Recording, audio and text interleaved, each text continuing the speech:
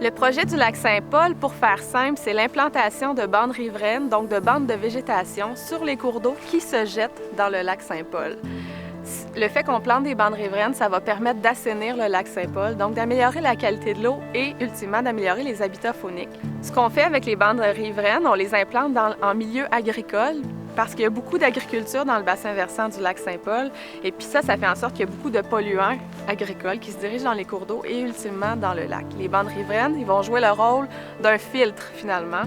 Donc, lorsque la pollution va arriver dans le cours d'eau, la bande de végétation va jouer le rôle d'un filtre et puis l'eau qui va se retrouver dans le cours d'eau va être plus propre et puis finalement va arriver au lac Saint-Paul plus propre. Le lac Saint-Paul est un lac assez particulier dans le sens qu'il est très peu profond, donc 1 mètre de profondeur en moyenne, avec une fosse qui fait environ 3 mètres.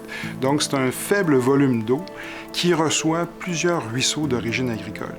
Donc des ruisseaux qui vont drainer des champs de maïs et de soya et qui transportent beaucoup de matières en suspension et de nutriments, donc le phosphore, l'azote ainsi que des pesticides. En aboutissant dans le lac, tous ces ruisseaux font en sorte que la concentration en phosphore est très élevée dans ce lac, autour de 90 microgrammes par litre, ce qui est énorme en réalité. Ça en fait un des lacs les plus pollués au Québec, étant donné cette concentration très élevée en phosphore et en matière en suspension.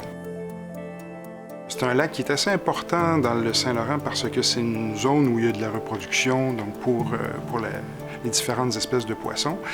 Et il est affecté par les activités agricoles. On a retrouvé à certains moments des mortalités massives de poissons qui ont été documentées par les différents ministères, au moins à 2 reprises.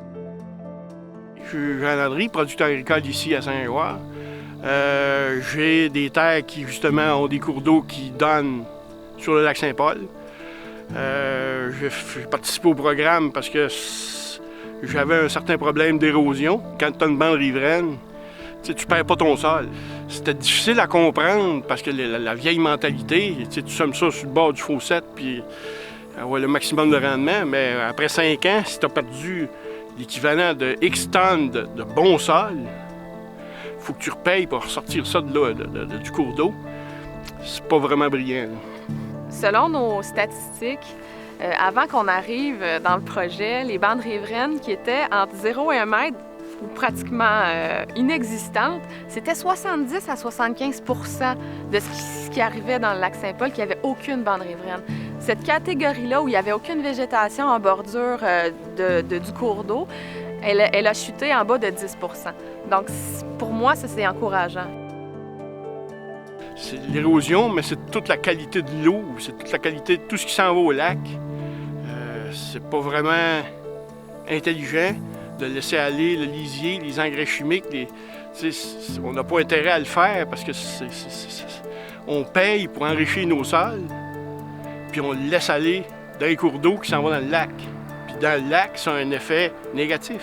Mais avec 45 km de bandes riveraines en cours d'implantation, c'est certain que le lac Saint-Paul va s'améliorer, qu'il va avoir un avenir meilleur. On parle quand même de 45 000 arbustes qui vont être plantés pour l'améliorer. Puis de mon côté à moi, on continue encore cette année. L'année passée, on a planté encore beaucoup de petits arbres là, pour être sûr d'éviter l'érosion, puis que le sol s'améliore. Un des aspects qui a fait vraiment un succès du projet, c'est la mobilisation de plusieurs acteurs. Ces acteurs-là qui ont des expertises complètement différentes, qui gravitent dans des univers totalement différents. Ces gens-là ont aidé beaucoup au lac Saint-Paul parce que nous, à l'ASIP, on a une expertise en environnement, mais on ne sait pas tout. Donc, c'est pour ça que ça a été essentiel de s'adjoindre, entre autres, de gens qui connaissent beaucoup l'agriculture, dont le MAPAC, le ministère de l'Agriculture. L'Université du Québec à Trois-Rivières aussi, qui nous aide à améliorer nos protocoles d'échantillonnage parce qu'on prend des échantillons d'eau, des cours d'eau qui se jettent dans le lac pour savoir si, ultimement, il va y avoir une amélioration après. Donc, il faut absolument que nos données soient valides. L'UQTR nous aide beaucoup à ce niveau-là. Il y a aussi la ville de Bécancour qui sont partenaires au projet, qui nous aident à faire rayonner ce projet-là au niveau de la communauté puis au niveau de la vie démocratique aussi. Il y a Gros-Bec, l'organisme de bassin versant, qui ont beaucoup d'informations qui nous aident à améliorer nos connaissances sur le lac. Aussi le ministère de la Faune, Zone, qui eux sont des spécialistes du poisson. Il y a le Fonds Aluminerie de Bécancour pour les collectivités durables, qui est un partenaire financier très important.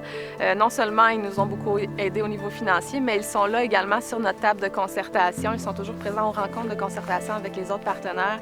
Et puis, ils vont nous aider, entre autres, à trouver des sources de financement et même d'autres sources de financement pour bonifier certains aspects du projet. Puis, un acteur qu'il ne faut surtout pas oublier, c'est le milieu agricole, l'Union des producteurs agricoles et les producteurs agricoles eux-mêmes, qui, sans eux, le projet n'existerait pas. Ce qui est intéressant dans le cas du Lac-Saint-Paul, c'est la collaboration qu'il y a avec les producteurs et l'intensité du projet comme tel. Donc, on parle de plusieurs producteurs qui ont accepté d'élargir leur bande riveraine de façon volontaire. Et donc, c'est des kilomètres de bande riveraine qui sont restaurés. Et il est tout à fait possible qu'on assiste à une amélioration de la qualité de l'eau assez tangible dans ce cas-ci et que ça fasse, en fait, figure d'exemple pour le Québec.